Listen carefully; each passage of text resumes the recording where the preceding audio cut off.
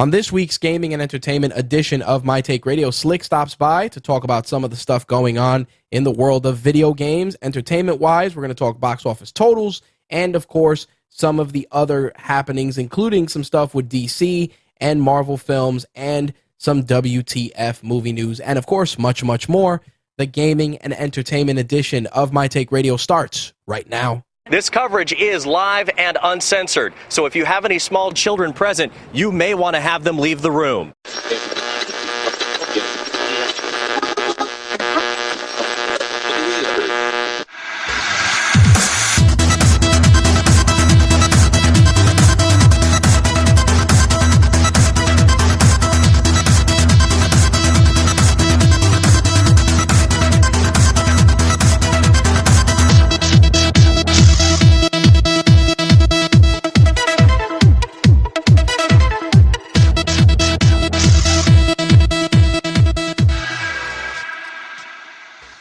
What is going on, guys? My Take Radio, episode 391, powered by RageWorks. This is our gaming and entertainment edition, bringing you the latest and greatest rants about gaming and entertainment. Sometimes we sprinkle in a little bit of tech as well. As always, you can find this show and any of our other shows on RageWorks.net, and you can also find us on iTunes, Stitcher, and TuneIn Radio. All right, let's get into a little housekeeping before we get the ball rolling with some gaming stuff this week. First off, I want to thank everybody who downloaded last week's gaming and entertainment edition.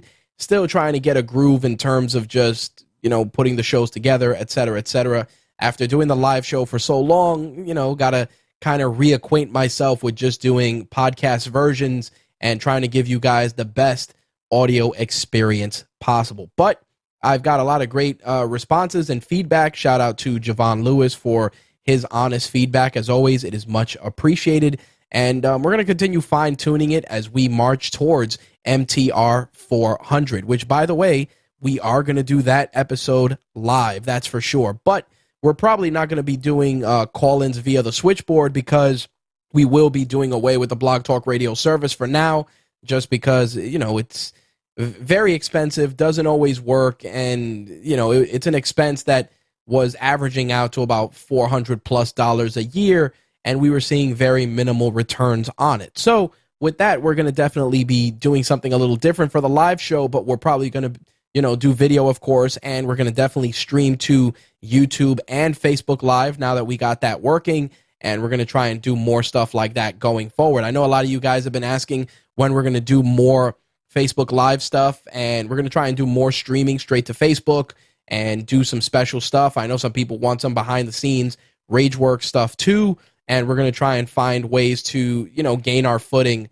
on the Facebook side of things. But nonetheless, I, again, am incredibly grateful for all the people that have downloaded the show now that we've switched over from doing live broadcasts, and again, your continued feedback is appreciated. Now, I know some people have been asking about guests and things like that. We're going to definitely be doing more guests going forward.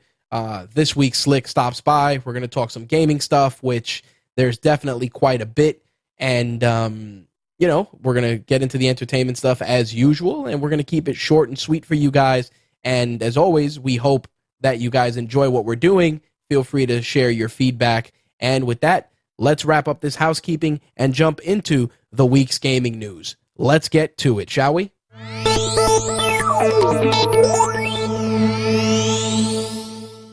Our very own Mr. Slick is joining us this week, making his podcast debut after more than 200+ episodes of putting up with my bullshit in the live capacity. Slick is joining me on the podcast, the Gaming and Entertainment edition of MTR. So what's going on, Slick? It's good to have you back.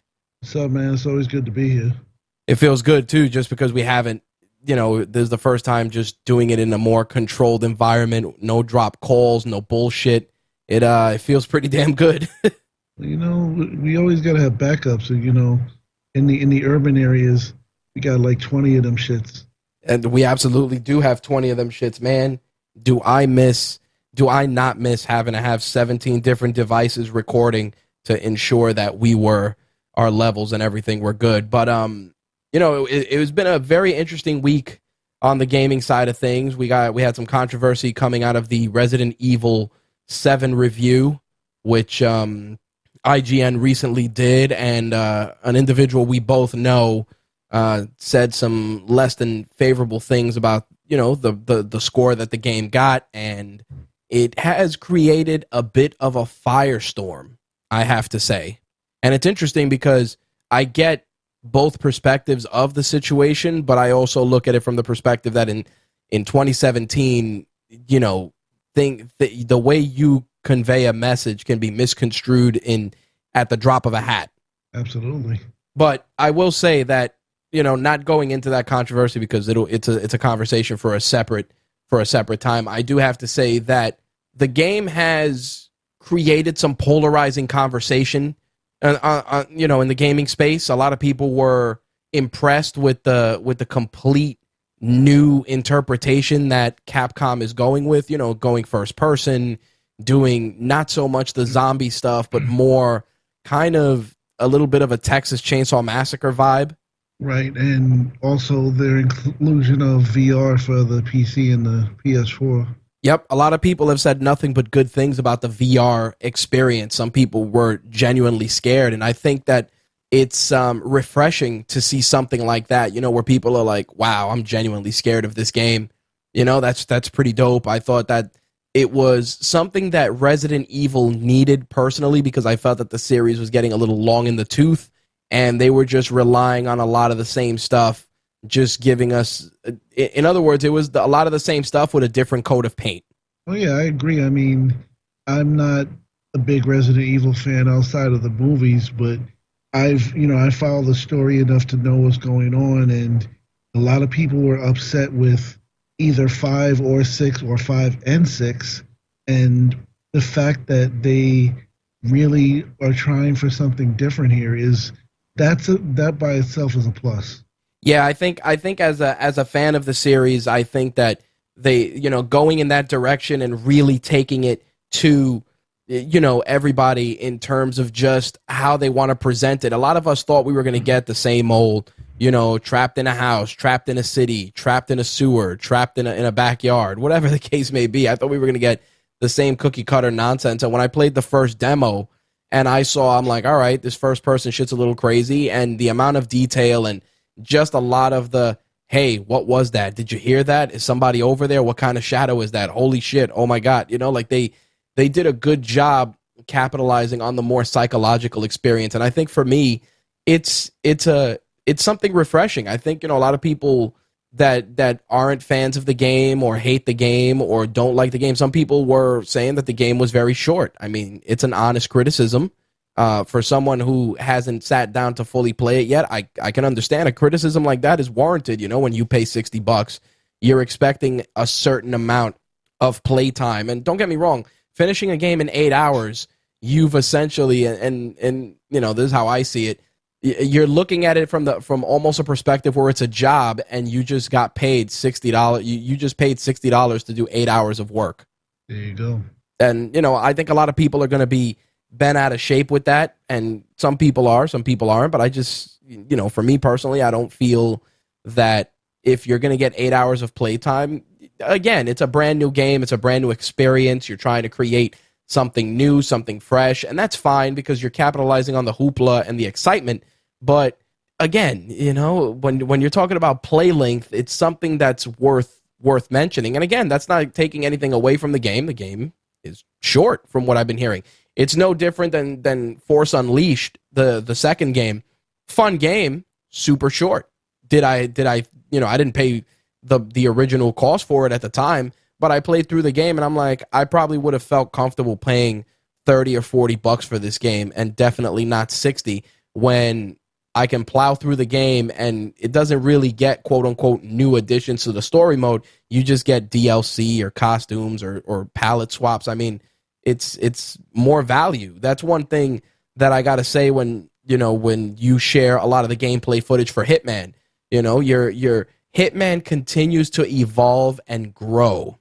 So it's almost like you're invested in a universe, not just, hey, you're invested in 18 hours of gameplay. You're invested in a complete narrative that continues to unfold every couple of months with new objectives and new stories, and it keeps the game fresh. It keeps the character in front of people's eyes, and I think that the only time that game will probably start winding down is when less people start playing, are playing the episodes less. Which hopefully will not be anytime soon with the release of the physical release coming this Tuesday. Right. Which I know you shared a piece for that on rageworks.net, and for those that did not get a chance to read it, can you just elaborate a little bit more on that? Well, along with the physical release, since I didn't see anything today, I believe there's also going to be a new elusive target coming out on Tuesday. Along with that, I probably would see more on that later today, being Friday now. Also, what the article that I put out specifically covered was the fact that with the launch of the physical disc containing all 6 of the episodes and all the bonus content, both the new players and the existing players are also going to get an update which will give professional difficulty to the game, which is going to add a lot of features. Like, it's going to really change the gameplay for those who have already experienced it, because it's going to be adding more video cameras in more strategic places. Now the cameras do more than just record you. If you are recorded doing something, there will be a security guard response to your area, and the security guards are more, how should I say it? They're more cognizant of what they're looking for. Like, they will be searching harder than before. They said there's going to be lethal combat, which previously meant if the guards pulled out their guns, that's pretty much it for 47. He's going to die, but hopefully this means you can actually defend yourself in a better way. But it's yet to really be seen. And the fact that there will be professional level mastery and unlocks added to the game, as well as a separate leaderboard for those that care about the leaderboard for professional times and scores, professional difficulty times and scores. So it's definitely going to be something for the new players to look forward to.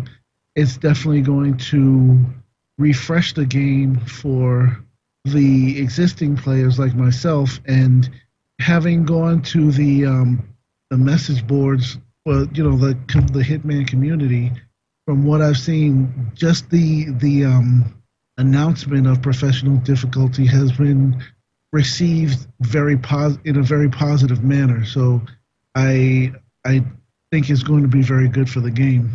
No, I think that the addition of that stuff is definitely, it's going to make people more invested in picking up the game.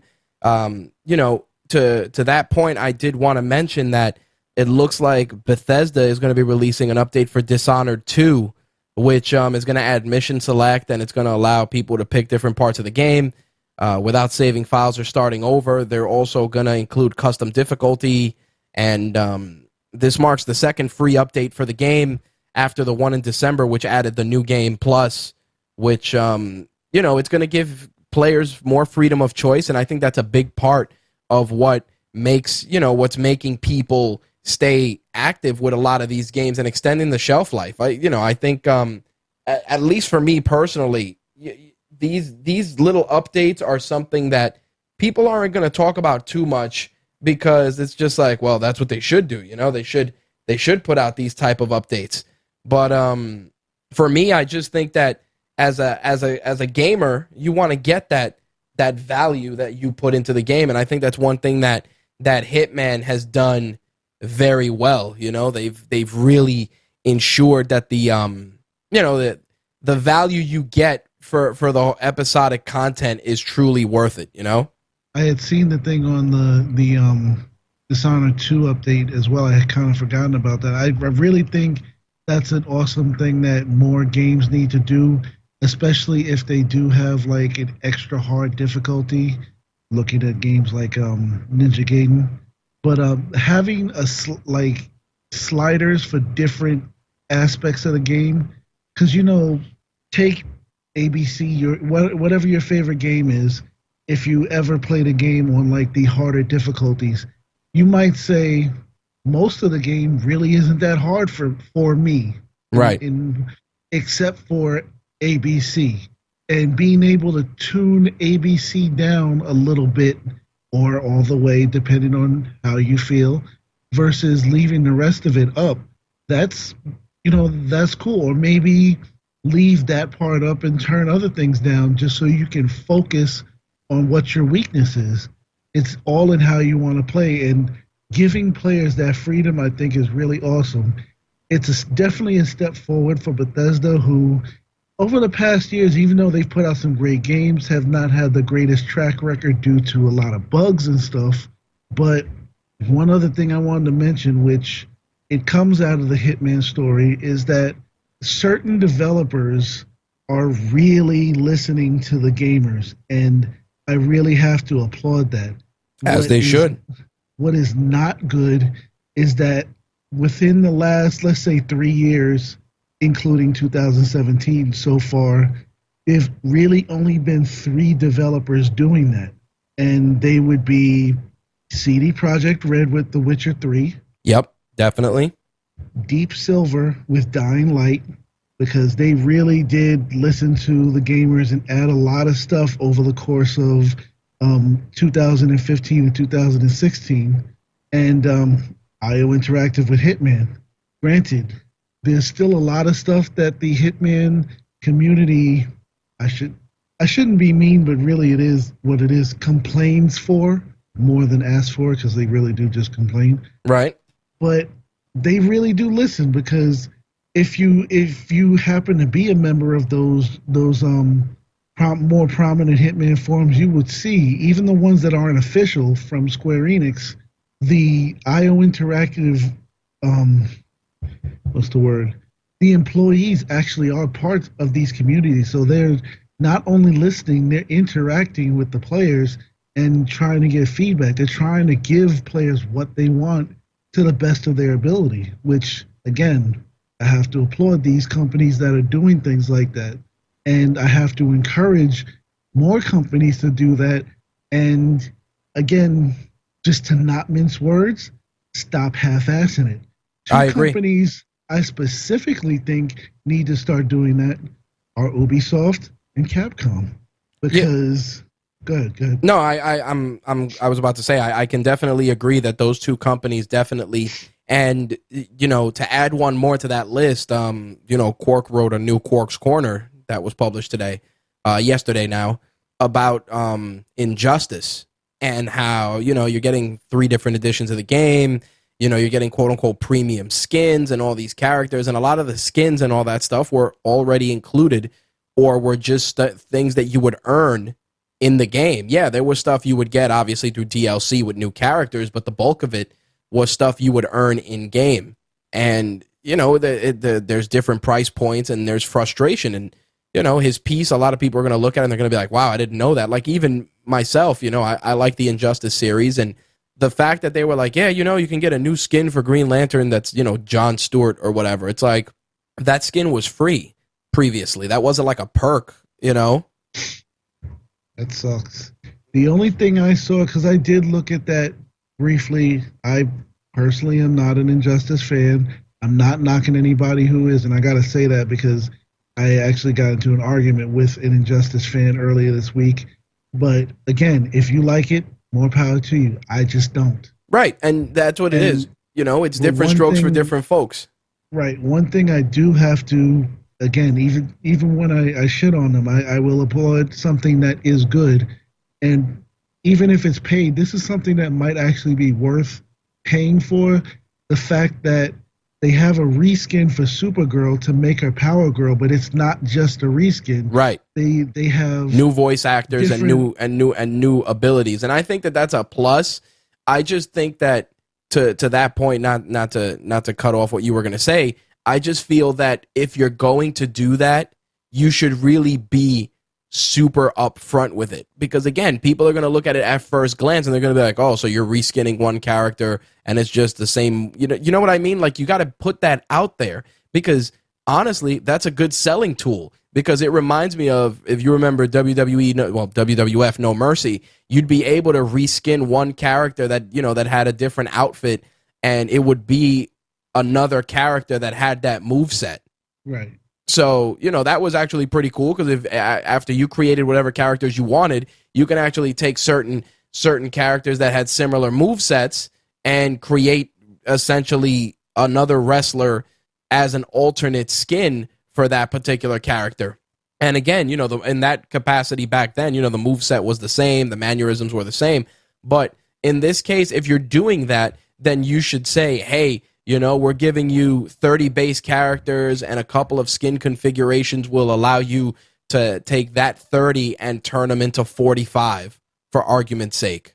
Right, and a company like NetherRealm making Injustice, considering how, you know, DC Comics are, they really could make their different price point thing less of a grown point, let's say. Right. And more of a actual, I'm excited for having these different price points, because just take a few of the characters.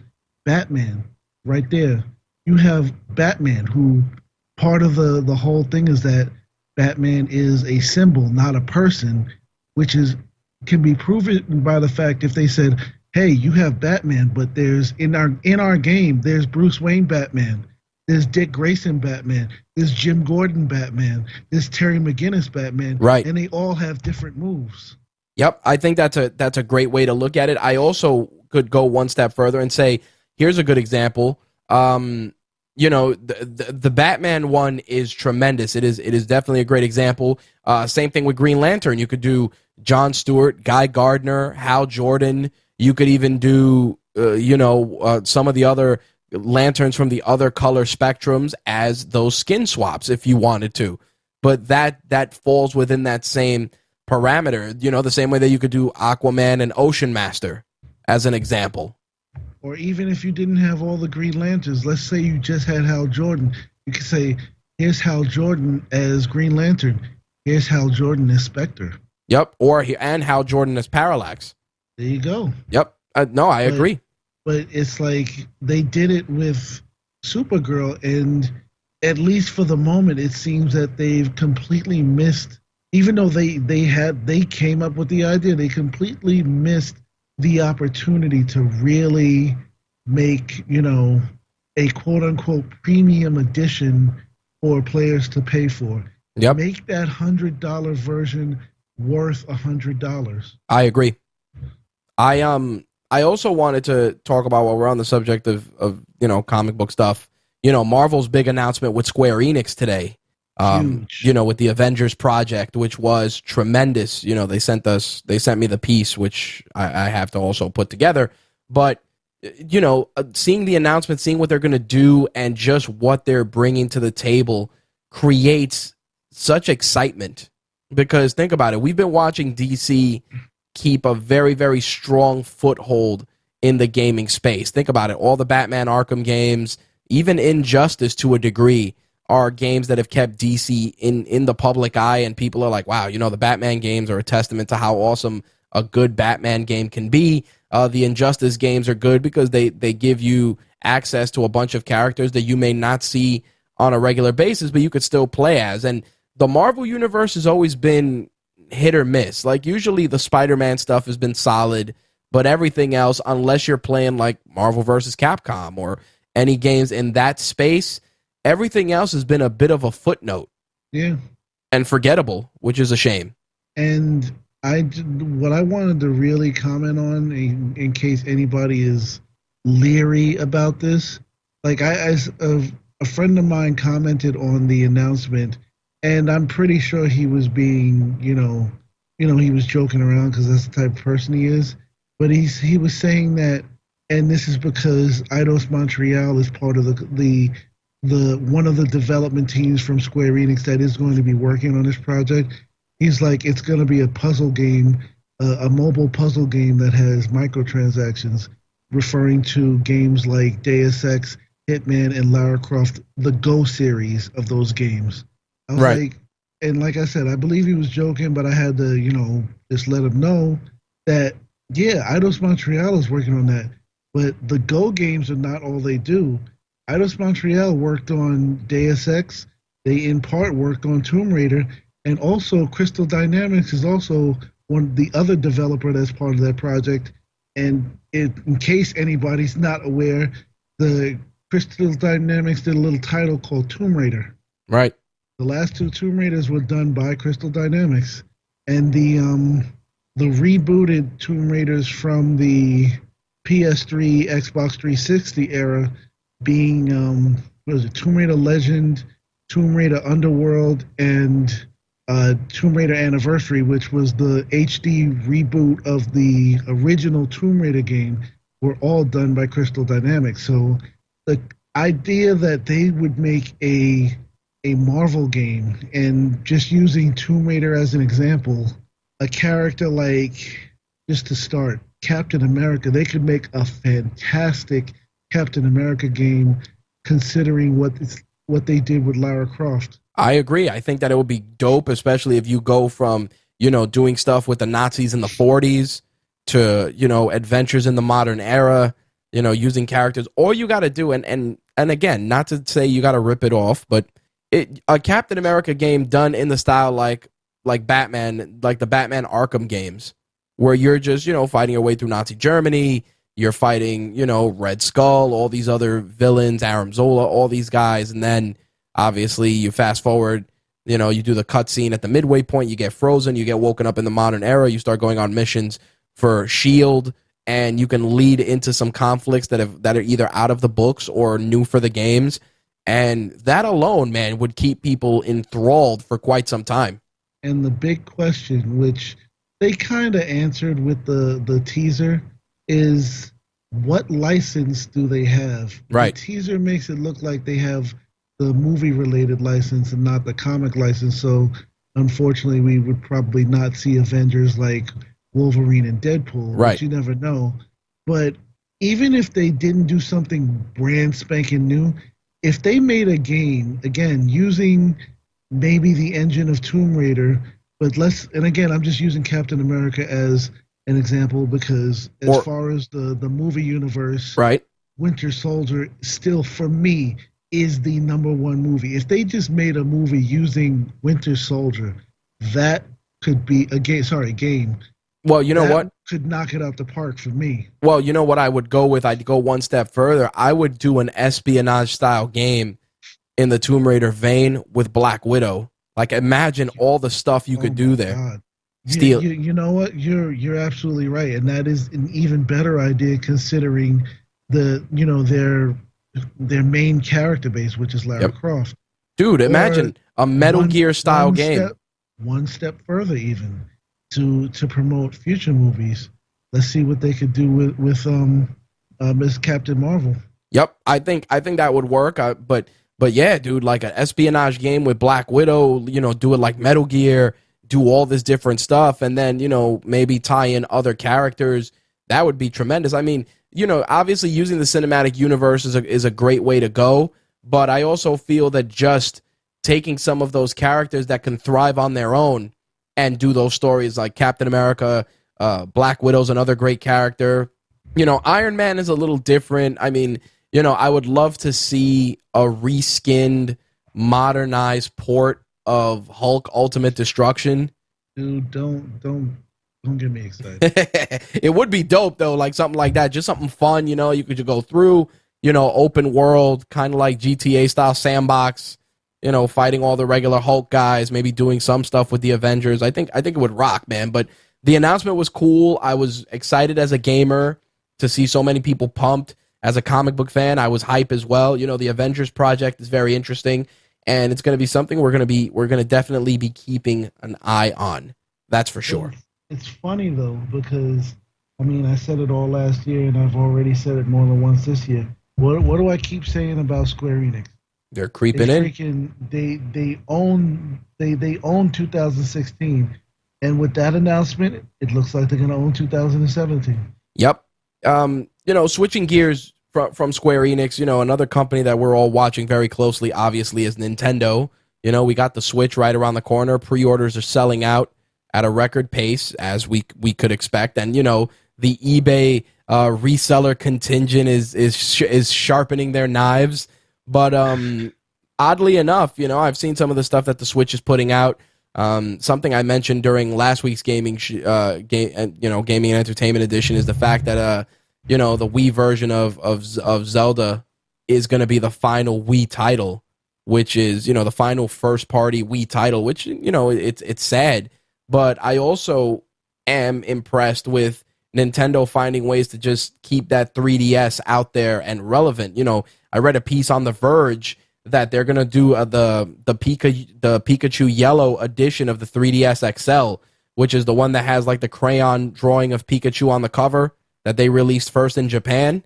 Right. It's actually dropping here in the States February 24th. So again, Nintendo just keeping little things out there, man. Keeping things on an even keel. They actually re-released it. They released that the Pokemon Go band. I actually started, seeing a couple of notifications from different retailers that they were getting it back in stock, which I mentioned because I mentioned before that I had switched to iOS, and my wife got me an Apple Watch, and one of the little gimmies that they added to the Apple Watch was the whole Pokemon Go thing. So Nice. yeah, you actually can turn on Pokemon Go, and it actually takes the steps that you count on the watch and applies them to any eggs that you have incubating. That's cool. It also vibrates to let you know if a Pokemon is in the area, which unfortunately it doesn't catch them like the regular band does, but it informs you that they're in the area. The other thing that it does, though, is it also informs you of Pokestops, and you don't have to open your device. You can actually pull up the Pokestop on the watch, and you can either hit get items and it gets them for you, or you can, spin the location and they come out, which is pretty cool. Absolutely, I agree.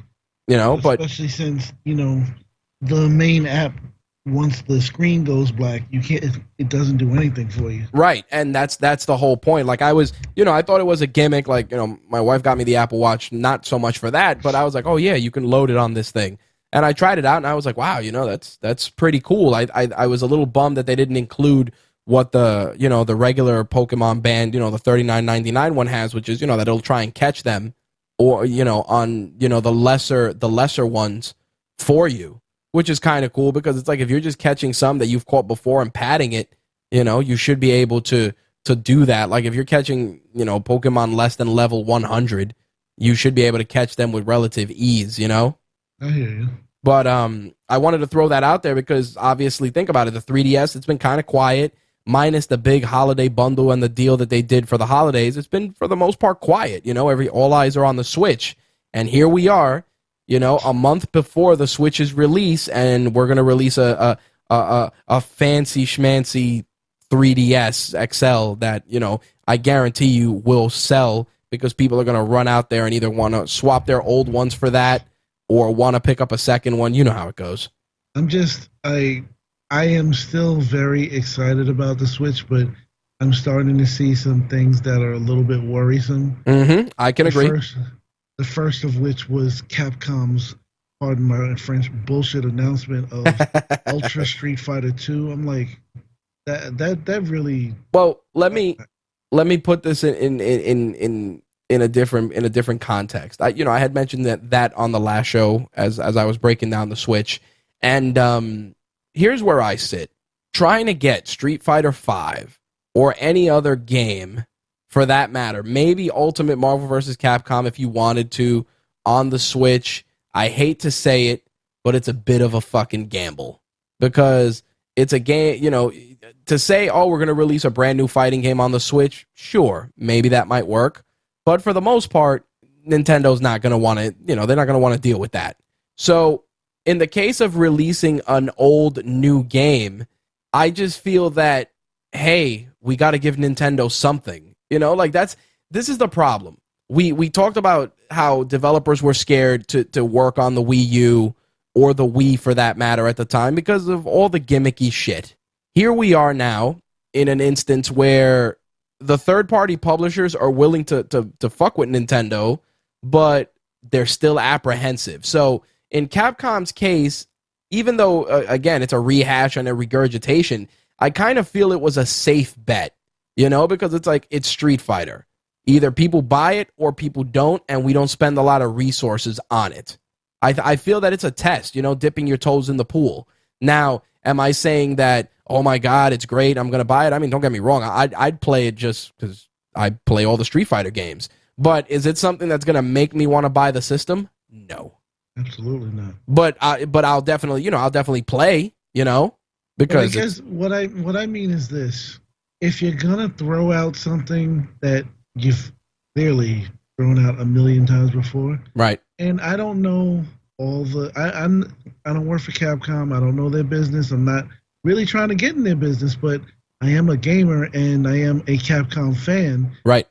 If you're going to just throw something out for Nintendo, how about your re-release Tatsunoko versus Capcom? I was about to say that. I agree. I think that would have been a great way to do it, but I think wasn't there a whole big licensing issue that they had to pull the game from the shelves after that game came out? That's why I said I don't know their business. But okay, got it. Let's just say, for argument's sake, that they are able to do that because they've released it before. Like you said, a lot of people could not get their hands on it. I'm one of the fortunate people that have it on the shelf behind me, but not everybody does. Yep. So I missed out on it, and I was going to buy it because I believe I can play it on the Wii U. It is backwards compatible. Am I right for that? No, Switch games are not. No. I'm talking about Tatsunoko versus Capcom on the Wii U itself. Oh yeah, not for the Switch. If you had a Wii copy, you can play it on the Wii U. Okay, yes. Good. I may dip out and try and pick one up. If you have that place I told you about that's out in I think like Levittown, right? That might be a good place to check. Okay, cool. They have a lot of shit there. If you need the address again, just let me know. No, I got it from when you sent it to me. But you're right. I agree. Like that would have been it. Obviously, if there's any sort of semantics required to get the game out, then absolutely, I respect that. But in the interim, you come to the dance with the most comfortable shoes, and Street Fighter is Capcom's most comfortable shoes. But Capcom's not even the worst offender. Nope. The worst offender that I've seen so far is the one that's been the most offensive to Nintendo. Again, I'm looking at you, Ubisoft. They're bringing out Rayman Legends, which I don't even know how old that game is. I mean, it's not as old as Street Fighter 2, but I mean, for real, if you wanted to release just something you can throw out from your catalog, I don't know, an Assassin's Creed game? I would have liked for them to do more. I've been playing casually on my Xbox One Assassin's Creed China, which is 2D side scrolling, and they could have put the Ezio collection out. They could have done that, but I mean, again, it's older stuff. But I would have taken one of those 2D games, like I said, like Assassin's Creed China, maybe punched it up a bit, or create something just for the Switch. Maybe do like I was always talk about, Assassin's Creed Japan with a ninja assassin or something like that. Something, again, to your point, something that gives people incentive. Like, why do I want to play this on this system? In Capcom's case, they were like, hey, look at this Street Fighter 2. I bet you wished it looked like this when you were younger. Sure. I mean, don't get me wrong. That's cool. Evil Ryu, we've played Evil Ryu so many times at this point that, you're not. Violent Ken was an interesting surprise considering, we saw him in SVC Chaos and it was fine. But again, not enough of a dangling carrot, so to speak, to get me to want to buy the game. Now, is it the right thing or the wrong thing? No, but I think that they just went with the safest thing possible to show people, see, we believe in the Switch too. That's the thing. Putting out a game literally over 20 years old, that doesn't scream that you believe in the Switch to me. No, you're being apprehensive is what that is. I mean, you know what I'll go a step further. Do a redone Mega Man X collection in that style, redone sprites from the ground up. It's just the fact that people complain about Nintendo's consoles, and when I say people, I mean developers. Yep. But it's you developers that are killing it. It's right. Like I putting out this stuff that, and let me not say that nobody wants, but like people, one of your favorite catchphrases, the crowd goes mild. Yep. I mean, we've talked about it, where developers Yeah, one of the whole points is developing for cutting edge technology and showing that you can do it. And as soon as they see something that's not, Blu-ray drive, octa-core processor, they're like, fuck, we can't do anything. And it's like, but you guys should be able to do anything. Because this is, according to them, this is older technology. So it should be easy to do anything. I think that the problem is, and you and I have touched on this before, it's the gimmicks. And that's the problem. Like, hey, we could port this game on the Wii U is a good example, but fuck, how are we going to integrate their stupid screen? You know what I mean? And I think that becomes the challenge where they're like, all right, how do we throw this thing in there? I don't know. What about putting the map there? Or what about putting XYZ menu there? And I think that's what happens. I think that they end up, instead of, to your point, looking at just making the game, they get kind of caught in the minutia of, all right, how do we tie in this gimmick? I mean, don't get me wrong. I'm sure Nintendo's probably like, well, you want to find a way to integrate the blah, blah, blah. And they're probably like, fuck you. Like, but could you imagine, like, if you... Like, GTA should use the screen. Not to cut you off. GTA would be a game that if you put it on a console like that, all right, the screen is the map. Done. Makes sense. Assuming that they put a GTA on there. Right, but that's hypothetical. At least put Red Dead Redemption 2 on there. But again, that's going to be a later announcement this year, what Take-Two is doing with Nintendo. But could you imagine that you were like at an Evo or something like that, and like they hadn't already announced it, and they were making the announcement, and they're like, coming to Nintendo, and like just the fact that they said Nintendo, the crowd's going insane. Right. And like they're like Ultra, Street, and the crowd's going wild. Fighter 2. Right. Crickets. Right. But you know what it is? People have to be excited because we didn't even get that far with the Wii U. Let's not kid ourselves, Like, people are just trying to be like, all right, maybe we can give it a shot, and that's it. I mean, a lot of these companies that they're like, yeah, we're supporting the Nintendo's new initiative. It's like, yes, you are, but you're doing it cautiously, and it shows. It's like your skirt is showing, we see it. Like, Capcom should have been like, yo, we're gonna do a special Resident Evil 7 experience for Nintendo. Oh shit, everybody be like, wow, that's pretty ballsy. But no, we're gonna go with the comfortable shoes. I'm sorry, but I am still a strong fan of Nintendo, as am I. To these developers, we don't need the we need fun games. We don't need the straight-laced Amish girl. We need the stripper right now. Well, I think that's going. That's definitely. I don't want to say overreaching because I definitely get where you're going. I just think that Nintendo should be at a stage where they're like, "Hey, this is our hardware. This is as powerful as it is. What do you got?" And Nintendo should be actively saying, "Hey, we want to put Call of Duty on our system. What do you got?" Well, the hardware limitations may not now allow this, but you know what? Let's partner up and create something for your system so that people don't say, "Oh, look, Call of Duty." Yeah, Nintendo, no. Like that's what made. They're making Lego City Undercover for the Switch. There you go. Why? Exactly. But that's what I mean. Like I felt, I enjoyed Splatoon not because it was, a shooter, but it was something different and unique wrapped in a shooter. And you liked it because it was fun. Yeah, and dude, that was the number one, fun.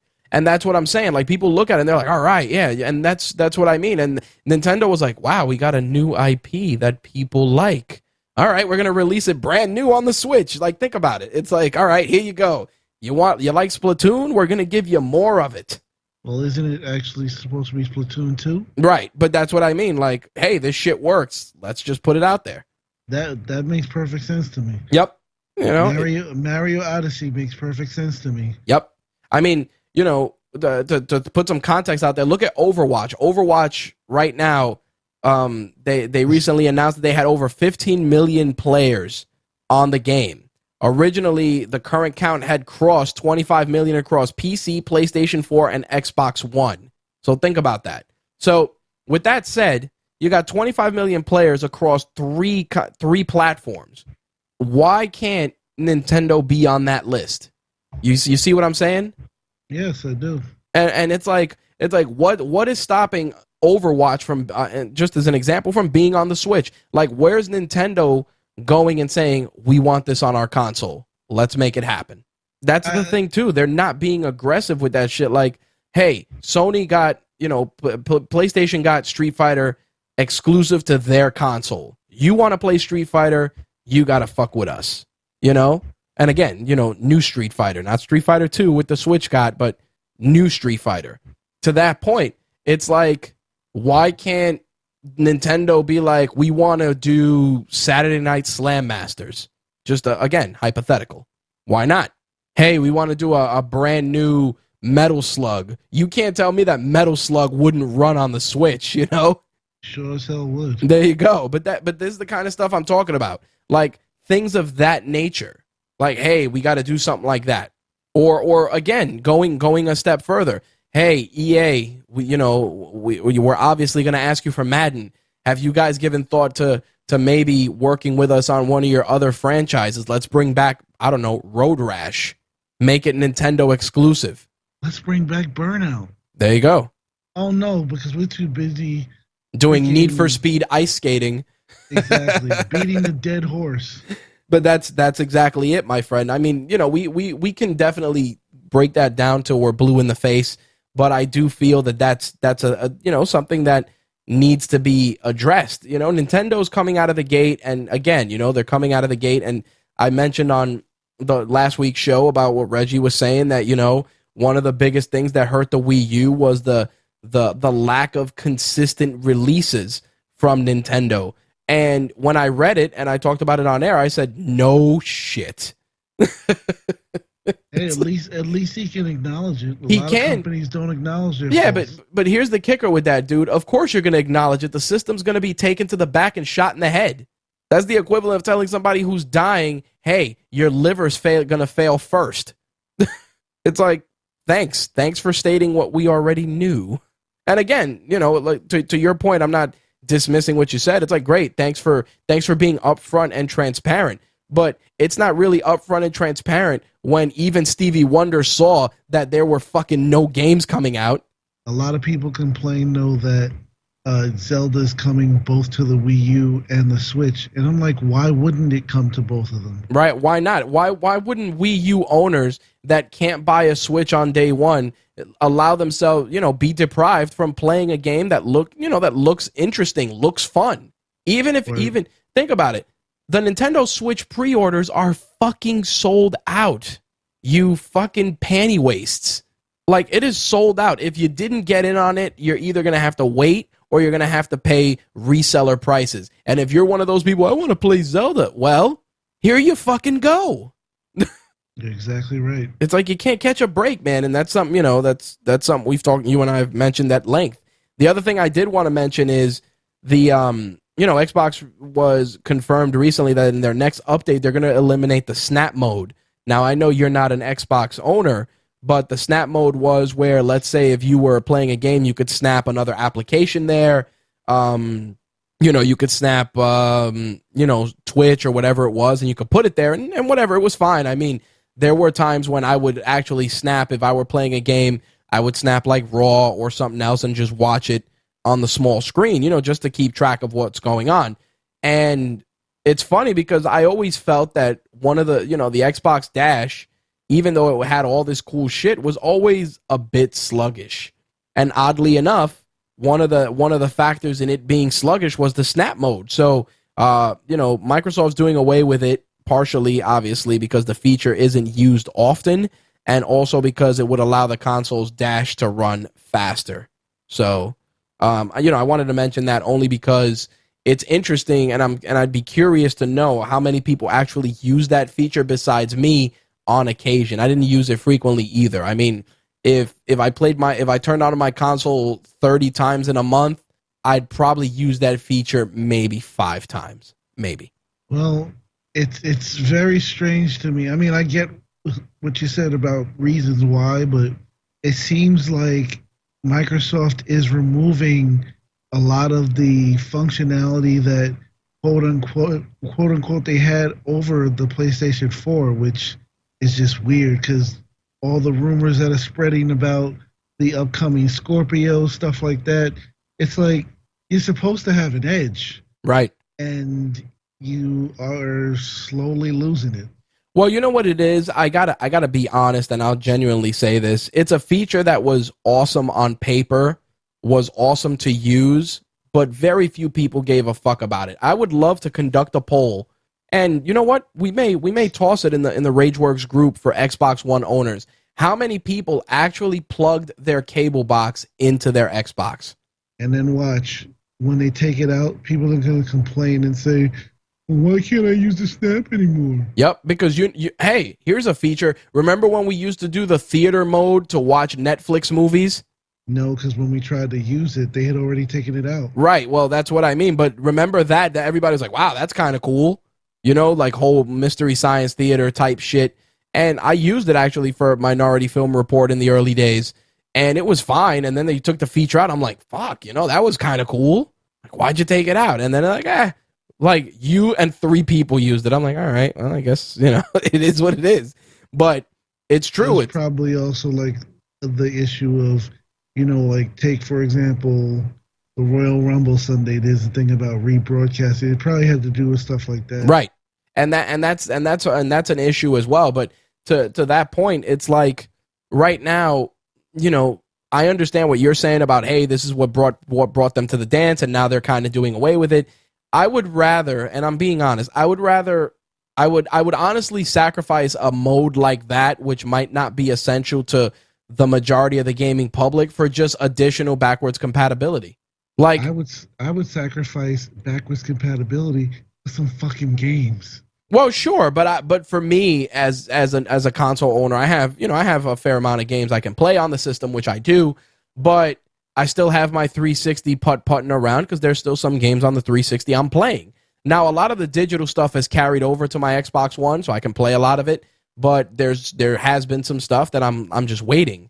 Like, you know, I'm playing the last Assassin's Creed that came out on the 360, where you play as the assassin who ended up changing sides.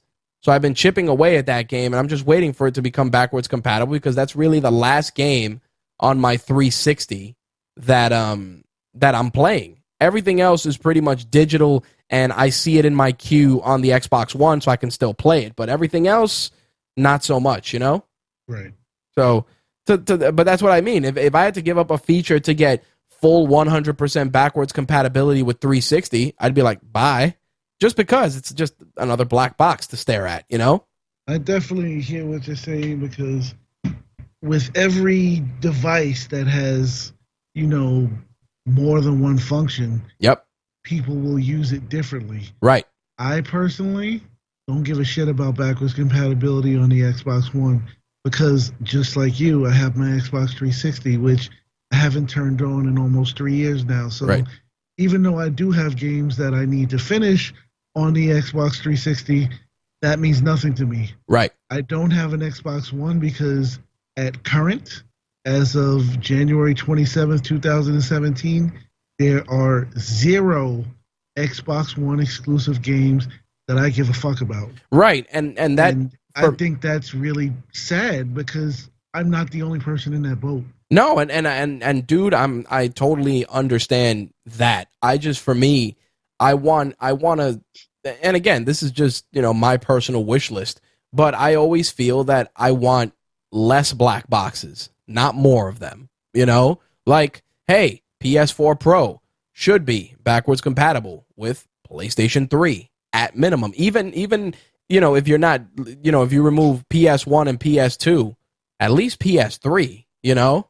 I hear you, but at the same time, even if it were, and again, I'm only speaking for myself. Right. Exactly. Usage case. I couldn't get rid of my PS3 because I still have a launch PS3. So in that box, I have the PS1 and PS2. Yep. So do I. I mean, I do, but that's what I mean. Like, if it were, but I also have a PS2 still that's modded that plays PS1 games, and that's a separate story. But what I'm saying is. At least that one generation back. Like, yeah, launch PS3. If you want to keep it to play PS2 and PS1 games, that's great, because then you'd sell your PS2, which makes, that perfect sense. Less black boxes. But right now, my home theater has my PS4, my PS3, my Xbox One, my 360.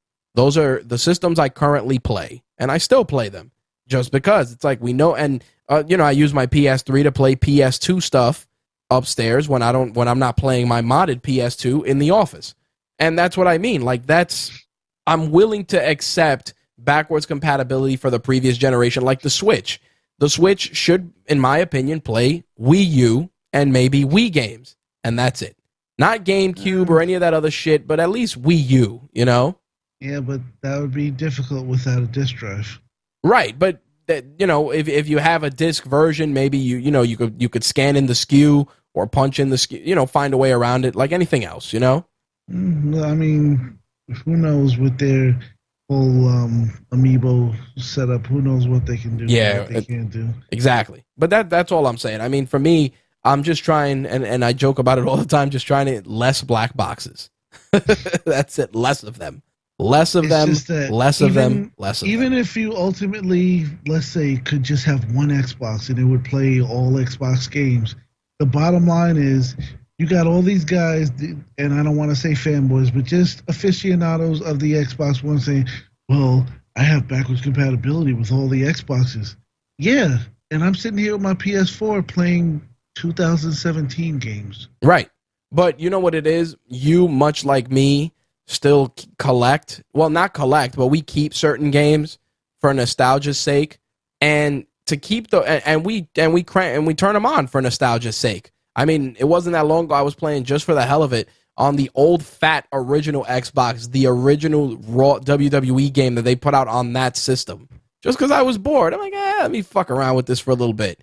Am I saying that that's everybody else? No, but what I'm saying is that if you wanted to play a particular game, you shouldn't be held hostage by keeping that one console, No, you're absolutely right. But again, usage case varies. Usage does vary from case to case, and I want to play brand new Xbox One games that, for me, will be interesting. And right. Unfortunately, as of now, there are none. And right. I don't walk around shitting on the Xbox One. It's just not for you. It's currently not for me. Right. It'd be a paperweight right now. Exactly. And that's the whole point. Being self-aware to say, hey, this is a cool console. It does cool shit. It's just not for me.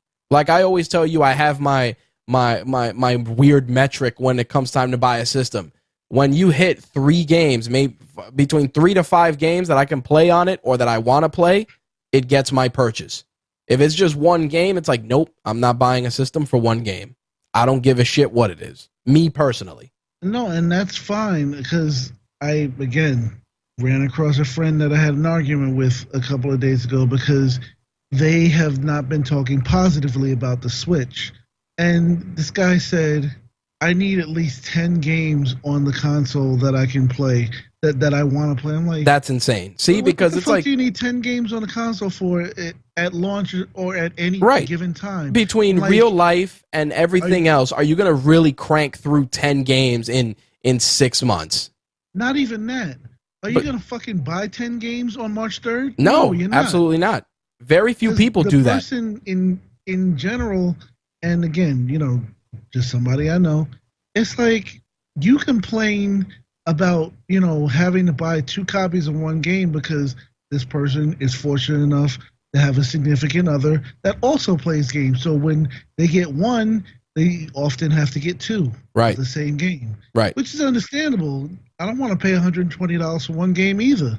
But 10 games, even if you only buy 1 copy, you're going to spend $600 in games on March 3rd? No. Nope, absolutely not. And I agree.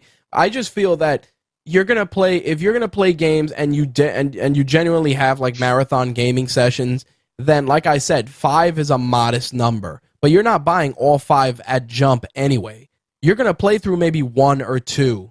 Exactly. And that's the thing that gets me. Because you want to try different titles because it's a brand new console. If Zelda, and we always say it's good for them to stretch it out, but if Zelda and Mario and, let's say, Mario Kart were all available on March 3rd, there you go for me. Because I can switch between them and get a feel of different types of games. Correct. But the fact that those three games in particular are being spread out over the course of 2017, considering there are other games that I'm going to want to play, I think that's perfectly okay. I'm not happy that I got to wait till the holiday to play Barrio, but also you got to consider the fact that, again, as of today, I'm one of the poor suckers who, again, excuse me, because of people like the scalpers, unless something changes, on March 3rd, I'm going to be sitting with a shiny copy of Zelda Breath of the Wild in my hand and no fucking console to play it on. There you go. And that's the way you got to look at it. I think we're at a tipping point, and it's something that we've said before, where hey, here's a system, here's some games, have at it. But the problem is, it's like, listen, you shouldn't have these overbearing expectations. Like, hey, I need 10 games, I need 15 games at launch. You're not playing 15. You're playing maybe 3. March 3rd. You're not going to turn them on and play each one for an hour. You're going to play one, maybe you're going to play another one for a little bit, then you're going to go back to one. You know what I mean? Come on. Be fucking realistic. Let's really be realistic. Let's say that the Nintendo Switch, after you turn it on, hook it up, get it set up, has an online feature where you can see what your friends are playing. Right. On March 3rd, let's say, again, just argument's sake, you and I both have a Nintendo Switch, and between us, we have 10 friends that have Nintendo Switch. Right. I guarantee you, on that list of 10 people, including you and I, what the fuck is that list going to say everybody is playing? Zelda. Because it doesn't matter how many other games come out on March 3rd, that list will have 10 fucking people, and every fucking person on the list will say The Legend of Zelda, Breath of the Wild. Right. At such and such point in the game. Right. Or maybe everybody's going to be playing on that game. Or maybe if they decide again to get a second game to break it up, there might be a second game in there. But again, it's going to be 1 or 2. Right. Period. And every Zelda game, I don't care whether you loved it or hate it, has at least, I would say, at least like 20 hours of gameplay. Yep. I can agree with that assessment. It's not like you're going to finish it in one day unless you do nothing. Right. When I say nothing, I mean you don't eat, sleep, or shit for 24 hours. Absolutely. You might finish it on day one. Yep. It's true. Because even to, and I'll give an example before we wrap up, even people that I know that play like Madden, and they buy Madden on launch day, the first thing, they don't go and play, they don't go and start a franchise the first day. They hop online the first day. And that's all they do. And then maybe they decide, I'm going to play a full season. And they'll chip away at a season to, keep the game fresh until football season is over. And then the game is worth $1. But that's the whole point. You buy the game, you spend 28 hours playing online, and you haven't even touched the season mode. And that's just one game. It depends on the person, because, right. What do you call it? Some people care about pretty much everybody who plays Madden online cares about their record. Of course. But that's what I mean. They go online, they play online sometimes first, and that consumes the bulk of their playtime. And some of them don't even touch, like I said, season mode till the season starts winding down, or they just have less people to play with, and that's what I'm saying, that there's a level of commitment that's required and an investment of time where, yes, you may be playing a second game, but you still are chipping through the first one. There you go. That's it. Well, aside from that, is anything else you wanted to add this week? No, I just, like I said, the biggest thing for me right now will be the Hitman release. I am going to try, there've been some, real life hiccups this week, but I am going to get some streaming of Yakuza 0 in for the site, so definitely look forward to that. And I will definitely have some gameplay videos coming up next week for Hitman, so look for that as well. There you go. As always, you can find a link to Slick's YouTube channel on the show notes for this episode, and as always, you can catch Slick's work on rageworks.net as well. Appreciate you coming on, man, and giving me the assist this week. That's for sure. Well, like I said, I'm always here for you, man. You got it, brother. Thanks a lot. Peace. All right, let's jump right into the entertainment news for this week, and let's get it rolling with some box office total. Split came in number one this weekend, earning $40.2 million. Triple X's return to the box office came in the number 2 slot, earning $20 million. Hidden Figures came in at number 3, earning $16.3 million, bringing its grand total to $84.2. Sing came in at number 4. La La Land was number 5, earning $8.4 million, bringing its total to $89.7. Rogue One: A Star Wars Story came in at number 6.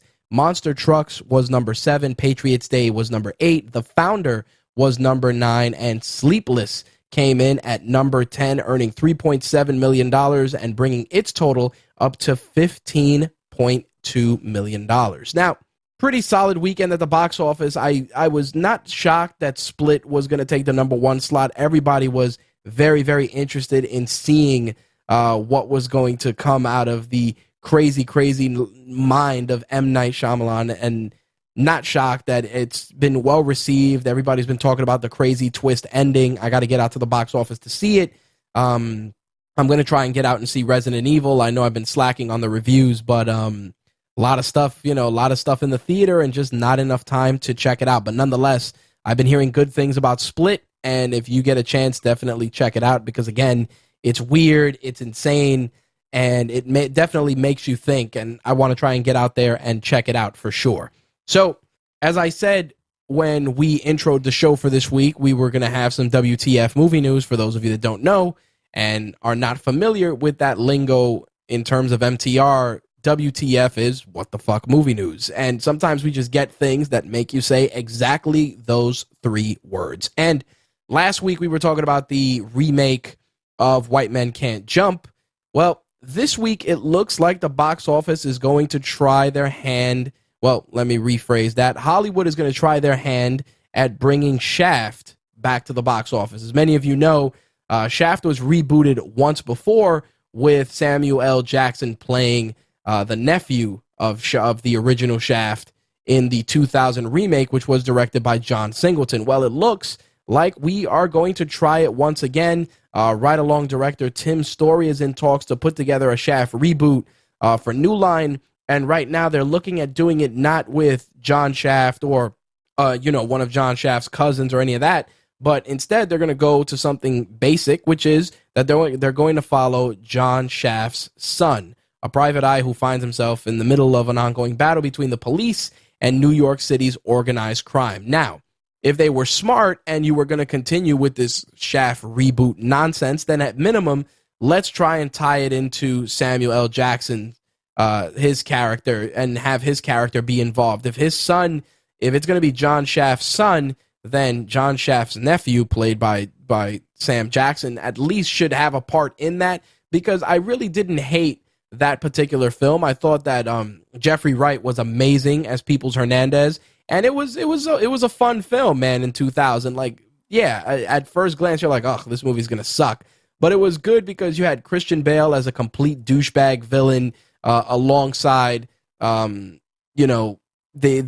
Jeffrey Wright's amazing Peoples Hernandez. So while it is definitely WTF worthy, it's WTF worthy because it's only been now 17 years since we saw one Shaft remake. Are we really in line to see another? Only time will tell, and I'll definitely keep you guys informed of what goes on with that remake. Of course, it wouldn't be an entertainment segment without some comic book movie talk, and DC Films is in the news because obviously they want to bring Green Lantern into the fold with the Justice League, and The Wrap is reporting that DC Films actually has a short list of characters to play Hal Jordan in the DC Extended Universe. And one name that is surprisingly still on the list is Ryan Reynolds, which many of you know played Hal Jordan in the Green Lantern film that came out a while back, which was received with mixed results for a litany of reasons. I have my issues with the film. It wasn't complete dog shit. There have been worse things that I've seen, but it definitely didn't do Ryan Reynolds any favors. Now, in addition to Ryan Reynolds being on that short list, there's actually a bunch of other very, very well-known actors that are on that list. And some of them, definitely, some of them I'm like, what the fuck are they doing there? So I got to tell you, Tom Cruise is on that list. Not shocked. I mean, Tom Cruise is a box office draw, but, you know, I think Tom Cruise being involved in any sort of comic book movie is a ship that sailed a long time ago. Also on that list, Bradley Cooper. Not shocked. I mean, Bradley Cooper definitely has the smarminess and the chops to pull off a Green Lantern. Not sure if he'd be my first choice, but definitely wouldn't be terrible. Also on that list, Armie Hammer, who I actually felt was surprisingly solid in The Man from U.N.C.L.E., and he did a really good job in that movie. Wasn't totally sold on his acting after seeing him alongside Johnny Depp in The Lone Ranger, but in The Man from U.N.C.L.E., he was really good, and maybe I just feel he's a very big dude, and I think that it may look a little odd when, you know, he's standing alongside Superman, who of course was his co-star in The Man from U.N.C.L.E., but they had really good chemistry in that film, so I'm willing to give it a shot. Also on that list, Jake Gyllenhaal. Gyllenhaal's been a guy that's been tossed around for numerous roles, from Spider-Man to Batman to Robin, all kinds of shit. So hearing him on the short list isn't a shocker. The real shocker, though, is actor Joel McHale, who many of you may know as the host of The Soup, stand-up comedian, also did Community, and he's a cool actor. I like Joel McHale. Don't know if I can genuinely see him as Green Lantern. If I had to look at this list of actors, I would probably go with Ryan Reynolds, who did a good job, but now you look at Ryan Reynolds and you see Deadpool. So if you wanted to go with a clean slate, I would probably go first choice Bradley Cooper, followed by Armie Hammer, then Jake Gyllenhaal, and Joel McHale would be on the very last of my list, for at least for me. I mean, you know, like I said, Ryan Reynolds just got fucking beaten to death on the Green Lantern film that dropped in 2011, and as of right now, you know, a lot of the casting is in the early stages. Nobody's really 100% sure who's in the running. Interestingly enough, Bradley Cooper had originally auditioned for the role in the live action film that starred Ryan Reynolds. So it's interesting. You know, Ryan Reynolds, as many of you know, has no problem shitting on the Green Lantern movie. You know, I'm curious to see what they do. As many of you know, David Goyer and Justin Rhodes are involved with the Green Lantern Corps movie that they're going to do, which they're casually calling it Lethal Weapon in Space, and it's going to follow Hal Jordan and Jon Stewart in the film. And I think that would be pretty cool. And if we had to go that route, and I'm being honest, I would probably do Hal Jordan played by Reynolds and Jon Stewart played by Idris Elba. If that's where we had to go, I would probably go with those two actors. I think they would do very well together. If I had to go with, you know, a guy that's worked with some of the other cast, you know, I'd probably also go with Armie Hammer. I think, again, he has the chops to be funny when called upon, but definitely can hold his own in a more serious role. As for Jon Stewart, I'm sorry. I mean, Idris Elba is like my pick for that. He's one, you know, he's an actor that's incredibly underrated, and people, you know, they've seen him in stuff, but they haven't really seen him flex his heroic chops. I mean, he did a good job in Pacific Rim. He does a good job in Luther. He's amazing as Heimdall in Thor, but, you know, having him play a GL as iconic as Jon Stewart is definitely something I personally would like to see. The Green Lantern Corps is scheduled to hit theaters in 2020. Now, another bit of news that made headlines this past week was the return of the Terminator film franchise back to Skydance. As many of you know, the Terminator franchise essentially failed after Terminator Genesis, and it looks like, you know, James Cameron is going to get involved, and all signs are pointing to Cameron possibly collaborating with Tim Miller, who directed Deadpool, for the new film. As of right now, it looks like James Cameron is set to retain the rights for the franchise in 2019 and would, according to many reports, godfather the new project, meaning that he would probably oversee it and be involved in a lot of the more back-end stuff and then obviously consult on the film as well. It's really unfortunate because I thought that Terminator Genisys was going to right the ship, and it had so many things wrong with it. So many. I mean, the Terminator film with Christian Bale, I didn't hate it. I felt that it was a little insane how dark they went, and Sam Worthington was just fucking, paper mache on screen. He was completely transparent in terms of the character he was playing. Nobody gave a shit about his character. It's interesting only because, Cameron's already doing the Avatar sequels, which he's going to be shooting 2 at a time. And, Terminator Genisys, man, it only made $89.8 million domestically, but it made $440.6 million worldwide. So it's not a complete clusterfuck, but definitely not something that people are chomping at the bit to see. I've always said that Terminator Genisys had a lot of really cool moments, and it wove very well into the previous films, using the T-1000, using Arnold. They did a great job with that. I just felt that it's really tough, and some people may agree with this or not.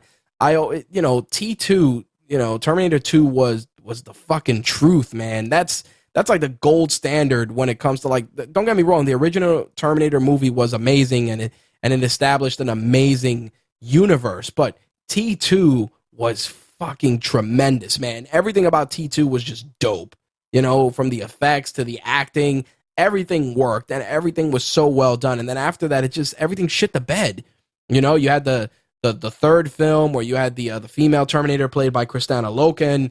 Then you had the Christian Bale version with Sam Worthington, and then Genisys. And I understand you want to keep the one constant as Arnold, and that's fine. I have no problem with that because Arnold, he's good in those roles.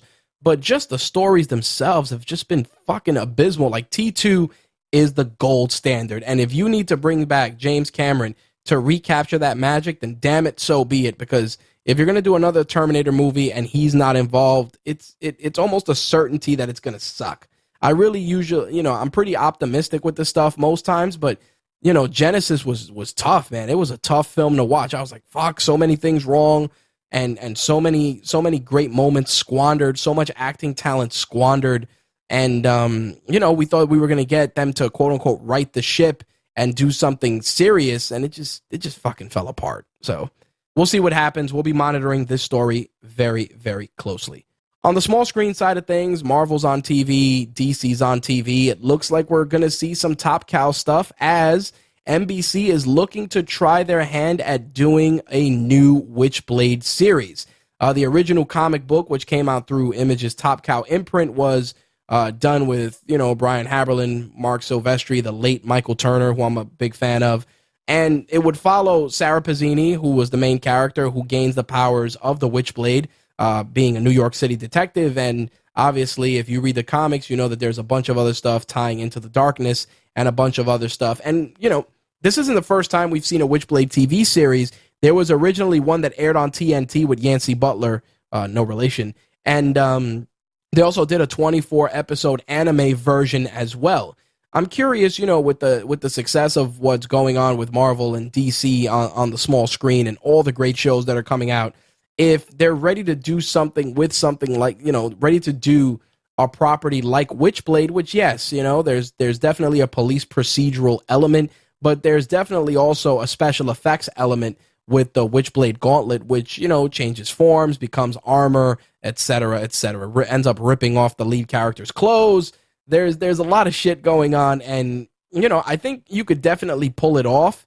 I just feel that, you're going to have a decent-sized budget for the effects. Otherwise, it's just going to become a police procedural, and while that does work to a degree, with something like this, with Witchblade, where it's, this mystical weapon and it does all this cool shit, you kind of want to see it in action on a pretty decent basis.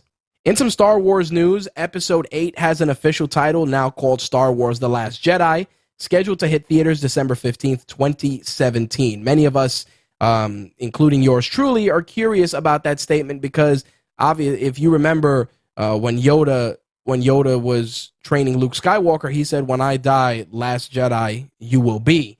And of course, it also raises the question that maybe Luke Skywalker dies in the next film and Rey will be the Last Jedi. Or, Jedi is sometimes plural, like, the last of the Jedis. So there's a lot of interesting stuff, a lot of speculation going around with regards to that. I'm just excited that, every year, essentially, we get a fucking Star Wars movie, and they just keep being more and more awesome every time. I mean, Rogue One, if you haven't seen it, please do. It is fucking stellar. It really is. And, I'm curious. I'm curious to see where they go with the story arc. As many of you know, when the film ended, Rey was handing Luke Skywalker the lightsaber, and they just stared at each other and then roll credits. So I'm curious to see where the story goes, what happens now with the passing of Carrie Fisher, what goes on with Kylo Ren, et cetera, et cetera, et cetera. So definitely a lot of questions I have personally, and it looks like we will definitely get our answers December 15th, 2017.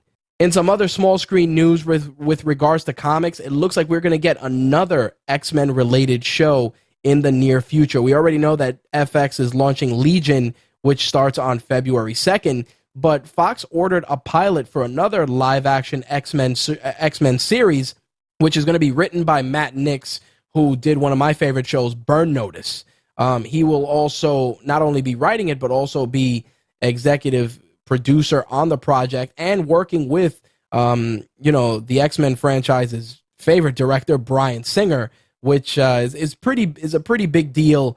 They haven't given away too much in terms of the title, but what they're going to focus on, allegedly, take this with a grain of salt, is it's going to follow two parents who discover that their children possess mutant powers, and the parents go on the run from the government, and they join an underground network of mutants that are trying to survive. As of right now, they don't know which X-Men characters were going to be in the series, but Matt Nix did confirm that the series will tie into the films and exists within the overall universe. So it's going to be interesting to see what characters show up, if any, when the series does air, but Fox definitely is going to try their hand at doing something with the X-Men. I've seen a lot of trailers for Legion. I'm definitely intrigued and curious about the project. It looks good. I'm going to be cautiously optimistic. I like Matt Nix. Like I said, he did one of my favorite shows of all time, Burn Notice, which is definitely in my top 10 list of favorite shows. And, we'll see what happens. I think that you could do a lot. I mean, the X-Men universe is so vast. There's so many mutants you could do stuff with, from, some of the more mainstream characters to even some of the more obscure ones that we don't see a lot. I'm, like I said, cautiously optimistic. That's for sure. The other bit of entertainment news I want to discuss is, and this is pretty crazy, that, again, definitely in the WTF category, so you get two this week. If anybody remembers the film What About Bob, it was a black comedy, and by black comedy, I don't mean black with African-American actors, but black comedy in terms of subject matter, and it followed Bill Murray, he played the character Bob, who was a psychiatric patient who joins a psychiatrist at the time, in the film played by Richard Dreyfuss, on his family vacation. It was fucking ridiculous and insane. I remember watching it when I was younger, and I was like, wow, this movie is fucked up. I mean, the movie came out in 1991. I was 11 at the time. I saw it, I believe, that same year with maybe my brother. And it was insane. Well, here's the kicker, and this is the new trend, clearly. NBC has ordered a pilot for What About Barb, which is going to be a single-camera comedy series, which is going to follow the same narrative as What About Bob, except it's going to be a gender switch with a female version of Bob, obviously Barb, and a female psychiatrist. Again, we've seen TV series, films adapted to TV shows with mixed results. Obviously, I've said, there's our exceptions, Lethal Weapon being one, Training Day, which I'm going to check out. Same thing with Taken. Again, just a wait-and-see approach. But What About Bob is a film that was exactly that, a film. I mean, the film, made $60 million on like a $40 million budget. Everybody loved it. It's a cult classic. It is funny as hell. I mean, Richard Dreyfuss just being completely angry and insane, yelling at Bill Murray, who was just textbook Bill Murray in every film, was tremendous. Not really digging turning that into a TV series, because I just don't feel that has the energy or the chops to be a TV series, much less a remake of any sort. That movie's one of those films, like I've said before, that it just stands on its own. It's fun. You can watch it now and it's still good. Do we need a TV series?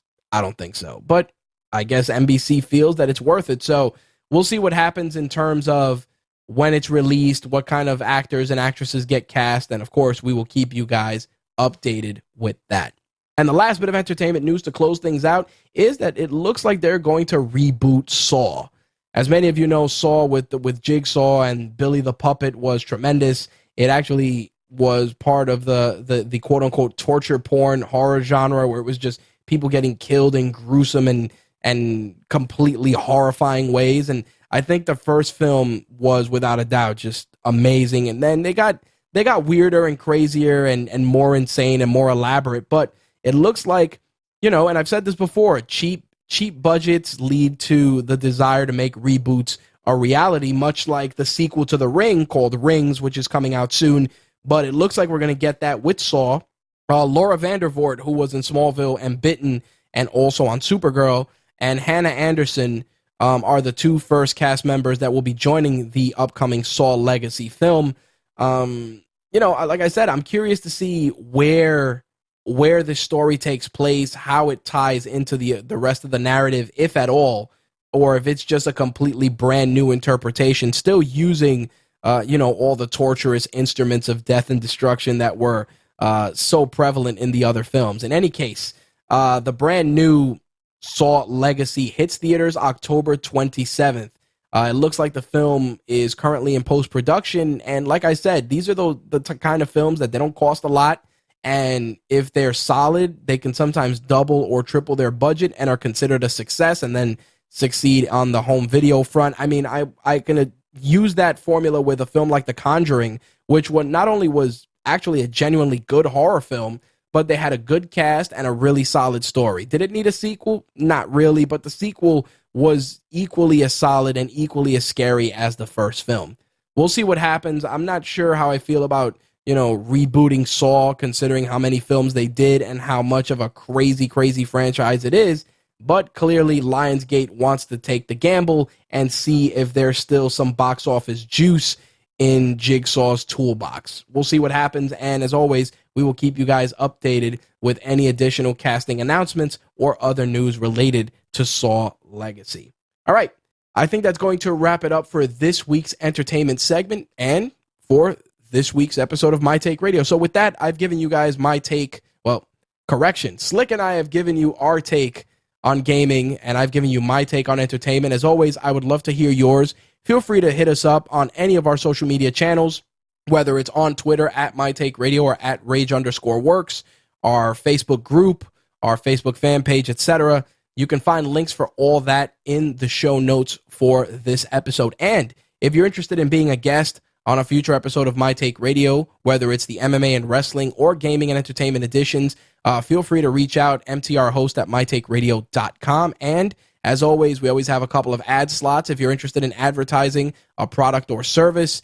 We always like to work with different companies to showcase really cool shit. So if you got something awesome that our audience would enjoy, hit us up. You can email me at the same email address, mtrhost at mytakeradio.com or rich at rageworks.net. If you prefer something besides email, you can use our contact form or our advertise with us form on rageworks.net. All right, guys, we will see you guys next week for the MMA and wrestling edition of MTR, and of course for the gaming and entertainment edition as well. Thank you guys for listening. As always, thank you for your support. I am out of here. Peace.